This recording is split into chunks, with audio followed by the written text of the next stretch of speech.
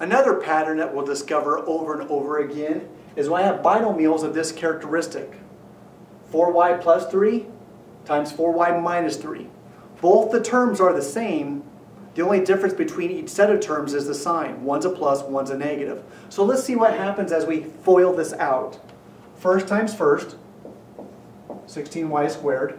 Outer terms give me a negative 12y. Inner terms give me a positive 12y. And then the last term gives me a negative 9. Grouping the terms together, I'll give it 16y squared. Middle terms 0 or cancel out.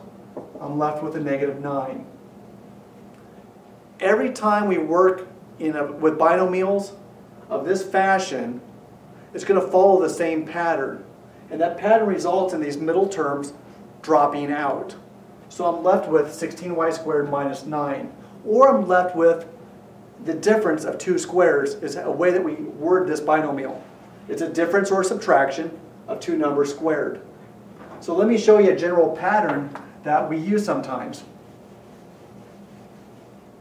The general pattern is if I have a plus b times a minus b, or the other way around, that will always result in a squared minus b squared. And a lot of students just remember that. Rather than multiplying it through, they just realize they can take the first term squared and subtract it from the second term squared.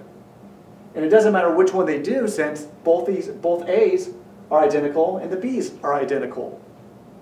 So that process is something called the difference of two squares, or factoring binomials that have a difference of two squares as its result.